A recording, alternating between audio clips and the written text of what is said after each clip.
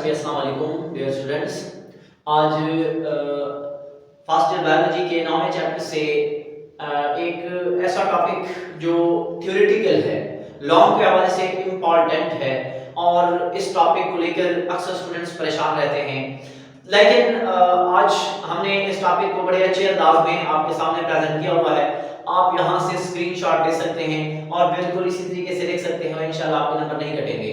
तो आज के लेक्चर में हमने एक मतलब के जो बीज है, बीज उनकी एवोल्यूशन कैसे हुई, सीड कैसे इवॉल्व हुआ, बीज का आगाज कैसे हुआ और उसको मुकम्मल करने के लिए कितने स्टेप्स इन्वॉल्व हुए, इस बात को हमने स्टडी करना है, इस बात को हमने देखना है, इस बात को हमने क्या करना है, सीखना है।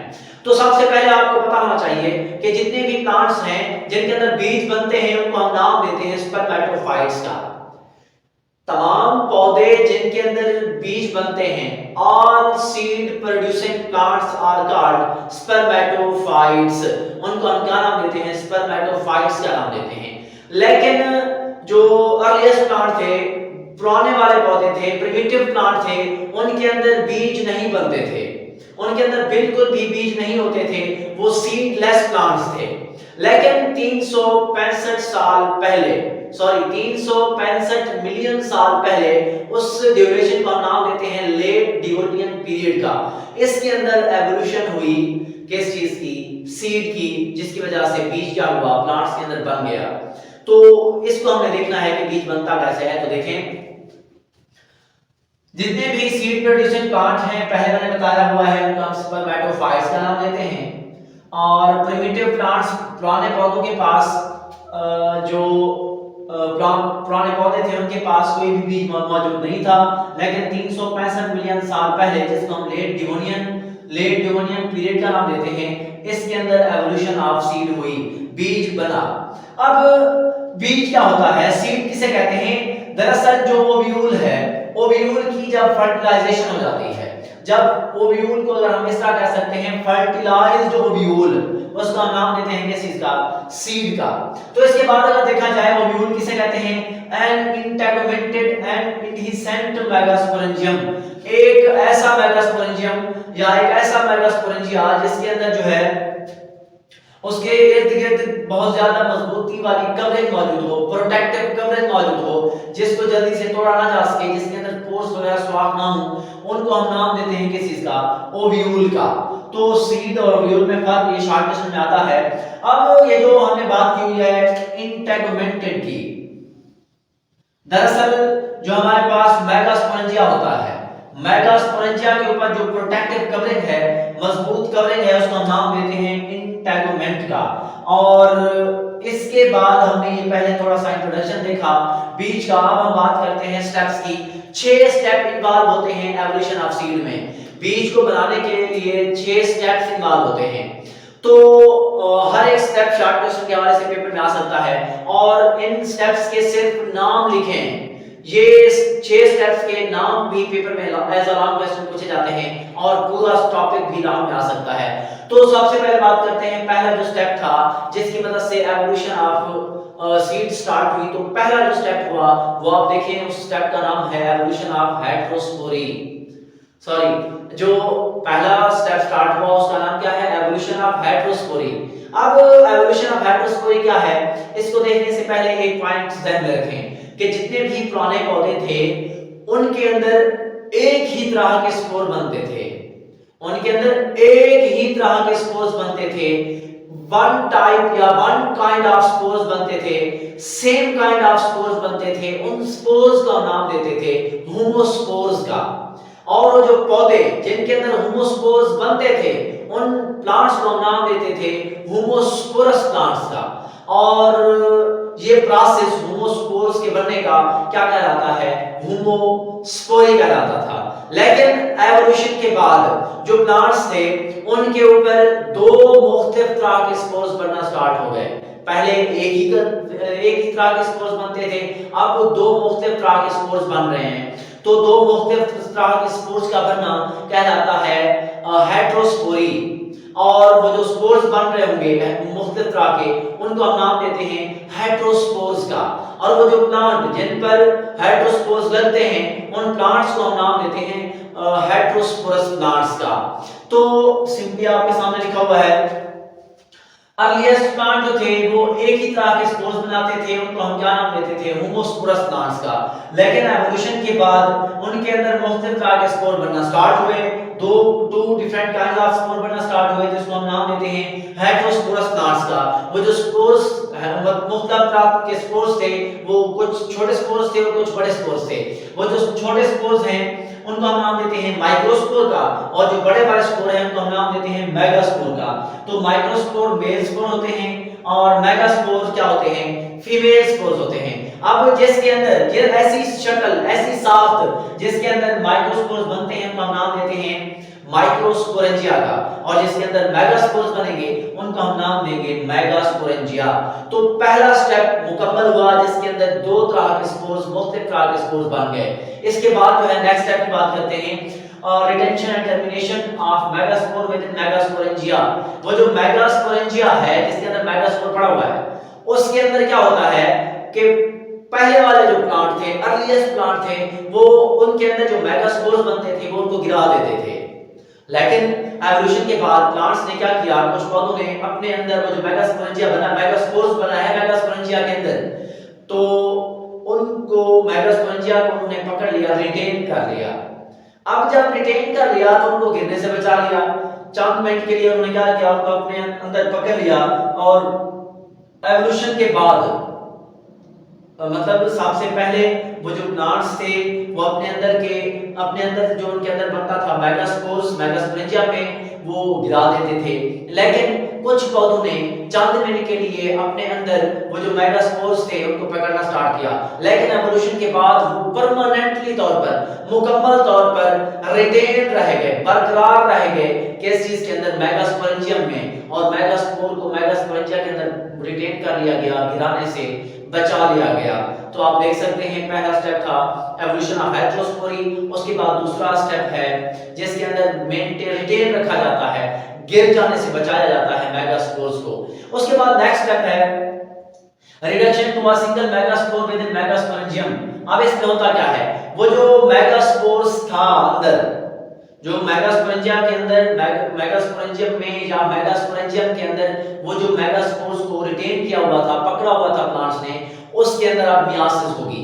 तो आप देख सकते हैं यहाँ पे अर्लियर प्लांट्स के अंदर मदर मेगास्पोर से 4 मेगास्पोर्स बनते थे मियासिस की मदद से। लेकिन एवोल्यूशन के बाद जो है वो जो प्लांट्स थे उनके अंदर जो क्या हुआ था, 3 तरह के मेगास्पोर्स जो 4 मियासिस के बाद 4 बने हैं उनमें से 3 को एबॉर्ट कर दिया गया, खत्म कर दिया गया। लेकिन जब खत्म किया गया तो बाकी एक बचता है जिसकी वजह से एक हेल्दी सा जो मेगास्पोर है वो मेगास्पोरेंजियम के अंदर पकड़ लिया गया। तो इसमें इसको थोड़ा सा मजीद समझें कि जो पहले वाले प्लांट्स थे उनके अंदर 4 तरह के स्पोर्स बनते थे मेगास्पोर्स मियासिस की मदद से।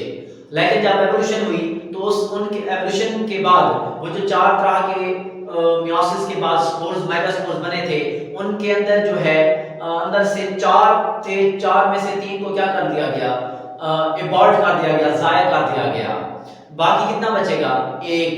अब वो जो 1 है उसके वो जो 1 है वो अब रिटेन रहा किस चीज के अंदर, मेगास्पोरेंजिया के अंदर। अब आप कहेंगे 3 जो है वो कैसे बांट किए गए, तो हुआ क्या था कि एक ही जगह थी, छोटी सी जगह थी मेगास्पोरेंजिया के अंदर, तो वहां पे 4 जो थे मेगास्पोर्स का आना थोड़ा मुश्किल था, जिसकी वजह से उनके दरमियान मुकाबला हुआ, कंपटीशन हुआ। जो जीता वही सुल्तान, मतलब उनमें से जो जीत गया वो वहीं पे रह गया, बाकी जो 3 थे उनको जो है एबॉर्ट कर दिया गया, खत्म कर दिया गया। अब ये हमारे पास 3 स्टेप हुए। पहला है एवोल्यूशन ऑफ हेटेरोस्पोरी जिसके अंदर 2 मुख्तलिफ तरह के स्पोर्स बने। उसके बाद जो है रिटेंशन जर्मिनेशन के मेगास्पोरेंजियम के अंदर जो मेगास्पोर है उसको गिर जाने से रोका गया, पकड़ लिया गया, रिटेन कर लिया गया। उसके बाद जो है reduction to a single megaspore के हमारे पास जो मेगास्पोर्स था उनके अंदर क्या होती थी, मियासिस होती थी। मियासिस के बाद 4 स्पोर्स बनते थे, लेकिन एवोल्यूशन के बाद 4 में से 3 को कंपटीशन की बुनियाद पर जो है जो हार गए 3 उनको खत्म कर दिया गया, बाकी जो एक बचा उससे क्या हुई, फीमेल गैमेटो बन गई, एक मतलब आप कह सकते हैं हेल्दी सी फीमेल गैमेटोफाइट बन गई। अब फीमेल गैमेटोफाइट जो थी उसके बाद ये आपके पास जो है आप समझ सकते हैं 4 में से 1 को रखा गया है, इस वजह से हम कह सकते हैं कि रिडक्शन टू अ सिंगल, 4 में से सिर्फ 1 को रखा जा रहा है।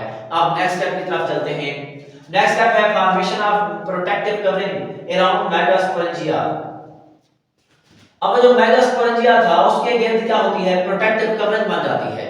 दरअसल मेगास्पोरेंजिया जो था वो स्पोरोफाइट के ऊपर बनता था। स्पोरोफाइट के ऊपर उसकी जो लेयर्स थी, ब्रांचेस थी, वो ब्रांचेस ऊपर से ऐसे, अगर इसको डायग्रामेटिकली शो करें तो मिसाल के तौर पर ये ऐसे है, यहां पे ब्रांचेस जो थी इसके ऊपर आ गई और इसके ऊपर मुकम्मल तौर पर जो है प्रोटेक्टिव कवरिंग बन गई। अब इसी चीज को हम कहते हैं कि सम ब्रांचेस लाइक स्ट्रक्चर, जो कहते हैं स्ट्रक्चर्स जो है किस तरह की, ब्रांचेस की तरह की, स्पोरोफाइट की उन्होंने ग्रो किया और सराउंड कर लिया मेगास्पोरेंजियम को। अब जब सराउंड किया तो उसकी मदद से प्रोटेक्टिव कवरिंग बनी, जिसकी वजह से हम कह सकते हैं कि वो जो मेगास्पोरेंजिया है उसके मेगास्पोर्स हैं उसके इर्द गिर्द प्रोटेक्टिव कवरिंग बनी हुई है, जिसको हम इंटेगुमेंटेशन का नाम देते हैं। मतलब इंटेगुमेंटेशन भी हमारे पास क्या हुई, बन गई। अब पहले 4 स्टेप हो गए, जब ये इंटेगुमेंटेशन का प्रोसेस मुकम्मल हुआ तो बाद में एक और चीज आई जिसको हम नाम देते हैं एम्ब्रियोसाइट का। अब हुआ क्या था कि वो जो सिंगल मेगास्पोर बचा हुआ है, बाकी तो एबार्ट कर दिए गए थे, वो जो सिंगल मेगास्पोर बचा हुआ है वो रिटेन रहता है, बरकरार रहता है और वो जर्मिनेट कर जाता है एक फीमेल गैमेटोफाइट के अंदर। इस तरह की फीमेल गैमेटोफाइट के अंदर चेंज हो जाता है और उसी फीमेल गैमेटोफाइट के अंदर क्या मौजूद होता है, एग मौजूद होता है। तो ये हमारे पास स्टेप है जिसका नाम देते हैं development of embryo sac within megasporangium. अब जो पहले हमारे पास प्रोटेक्टिव कवरिंग बन गई थी, अब वो जो प्रोटेक्टिव कवरिंग है, इंटेगुमेंट है, उसके अंदर मेगास्पोरेंजिया जो है, मेगास्पोरेंजिया के अंदर जो मेगास्पोर्स था वो जर्मिनेट करेगा और फीमेल गैमेटोफाइट के अंदर चेंज हो जाएगा, जिसके पास एग मौजूद होता है। इस फीमेल गैमेटोफाइट को हम नाम देते हैं किस चीज का, एम्ब्रियोसाइट का। इसके बाद देखा जाए जो नेक्स्ट स्टेप है उसको हम कहते हैं मॉडिफिकेशन एट डिस्टल एंड। तो मेरे ख्याल में डायग्राम आपको नजर नहीं आ रही होगी, ये लिखा हुआ नजर नहीं आ रहा होगा, उसको थोड़ा सा चेंज कर लेते हैं।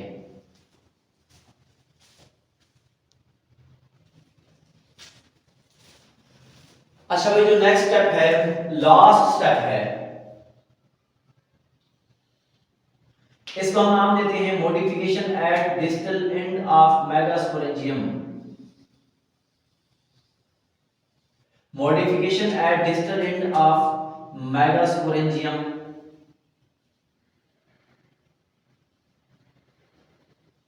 अब आप देख सकते हैं ये हमारे पास मेगास्पोरेंजिया है, इसकी ये डिस्टल एंड है। डिस्टल एंड जो है मॉडिफाई हो जाती है, चेंज हो जाती है एक ऐसे स्ट्रक्चर में ताकि यहां से जो पोलन ग्रेन्स हैं जिसके पास स्पर्म्स होंगे वो ऊपर से नीचे की तरफ आए और वो कहां तक आ जाए, एग के पास आ जाए। तो यहाँ पे मॉडिफिकेशन बन जाती है। मॉडिफिकेशन के बाद यहाँ पे एक ट्यूब बनती है, उस ट्यूब को हम नाम देते हैं पोलन ट्यूब का, पोलन ट्यूब। मतलब हमारे पास जब मेगास्पोरेंजिया जो है उसकी जो डिस्टल एंड है ये ऊपर की तरफ बढ़ती चली जाती है और यहाँ पे जो है पोलन ट्यूब हमारे साथ बन जाती है, जिसकी वजह से क्या होगा, यहाँ पे एग मौजूद है, यहाँ से पोलन ग्रेन्स आते आते आते किस चीज के साथ मिलेंगे, एग के साथ, और फर्टिलाइजेशन हो जाएगी। इसी वजह से हम कहते हैं कि जो मेगास्पोरेंजिया है वो मॉडिफाई हो जाता है डिस्टल एंड के मतलब ऊपर वाली साइड से जगह से, और वो जो है क्या करता है, कैप्चर के लिए तैयार हो जाता है, पकड़ने के लिए तैयार हो जाता है पोलन ग्रेन्स को। तो यहाँ पे जो ट्यूब बनती है उसको हम नाम देते हैं पोलन ट्यूब का। तो ऐसी ट्यूब लाइक स्ट्रक्चर जो क्या करती है, ट्रांसफर करती है मेल गैमेट को, ऐसे मेल गैमेट को पकड़ेगी, ट्रांसफर करेगी किस चीज की तरफ, एग की तरफ। उस ट्यूब को हम नाम देते हैं पोलन ट्यूब का। तो ये हमारे पास आसान और सिंपल सा टॉपिक है, जहां से जब पोलन ग्रेन्स आएंगे इसके साथ मिलेंगे तो वहां पे क्या होगी, फर्टिलाइजेशन होगी। अब फर्टिलाइजेशन के बाद क्या होता है, तो आप देखें फर्टिलाइजेशन के बाद transfer of seed formation start हो जाती है। तो जो पोलन ग्रेन्स हैं वो उनको पकड़ा जाता है किस चीज की मदद से, माइकोस्पोरेंजिया की डिस्टल कैविटी, ऊपर जो है कैविटी है उसकी मदद से क्या किया जाएगा, पकड़ा जाएगा पोलन ग्रेन्स को। जब पोलन ग्रेन्स उसके अंदर चले जाएंगे, जब पोलन ग्रेन्स यहां से आते आते आते इसके पास आ जाएंगे के पास, तो फिर क्या होगी, फर्टिलाइजेशन होगी। अब आपको पता है जब फर्टिलाइजेशन हो जाती है तो एक और चीज बन जाती है जिसको नाम देते हैं किस चीज का, जाइगोट का। अब होता क्या है, एक तो एग था इसके पास, वो 1 एन है, और पोलन ग्रेन्स जो है उनके पास स्पर्म्स होते हैं, और स्पर्म्स के पास 1 एन है, सॉरी 1 एन होता है, यहाँ पास में मिलते हैं तो क्या बनता है, 2 एन बनता है। अब ये जो 2 एन वाली चीज बनी हुई है उसी चीज का नाम देते हैं किस चीज का, जाइगोट का। अब फर्टिलाइजेशन के बाद जो एग है वो जाइगोट के अंदर चेंज होता है, और जो जाइगोट है उसके अंदर माइटोसिस होती है, वो एम्ब्रियो में चेंज हो जाता है। अब एम्ब्रियो के बाद वो जो ओव्यूल था, ओव्यूल बन जाता है किस चीज में, कन्वर्ट हो जाता है सीड के अंदर। इंतहाई अहम बातें हैं। फर्टिलाइजेशन के बाद जो एग है वो जाइगोट के अंदर चेंज होगा, जो जाइगोट है वो एम्ब्रियो में चेंज होगा, और जो ओव्यूल है वो क्या बनाता है, सीड को बनाता है, और जो इंटेगुमेंट होता है ओव्यूल का वो क्या बन जाता है, सीड कोट बन जाता है, जिसकी वजह से हमारे पास जो शक्ल बनती है यहाँ पे एम्ब्रियो, उसके बाद जो है यहाँ पे सीड, उसके बाद इसके ऊपर प्रोटेक्टिव कवरिंग बन जाती है जो किस चीज की मदद से बनी थी, इंटेगुमेंट ऑफ ओव्यूल से, और इसी चीज को हम नाम देते हैं किस चीज का, सीड कोट का। ये हमारे पास सीड कोट है। उसके बाद जो है, उसके बाद हमने नाम दिया हुआ है किस चीज का, ये सीड है, और ये हमारे पास क्या है, एम्ब्रियो है। तो आप देख सकते हैं हमारे पास एक बीज बन गया है, तो इसी वजह से हम कहते हैं कि हमारे पास एवोल्यूशन ऑफ सीड हो गई है। तो उम्मीद करते हैं आपको समझ आ गया होगा। तो आप लोग इसी तरह लिखेंगे, इंशाल्लाह आप लोग के नंबर नहीं कटेंगे। ओके जी, अल्लाह हाफिज।